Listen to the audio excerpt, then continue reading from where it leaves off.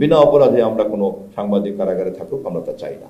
এবং আপনারা জেনে খুশি হবেন যে আমাদের ক্ষমতা নেওয়ার পরে যখনই এরকম একটা ঘটনা ঘটেছে একজন সাংবাদিকের ক্ষেত্রে, উনি সাথে সাথে আমাকে নির্দেশ দিয়েছেন, আমি সেই অনুযায়ী ব্যবস্থা নিয়ে সেই সকল সাংবাদিকের জামিনের ব্যবস্থা করেছি।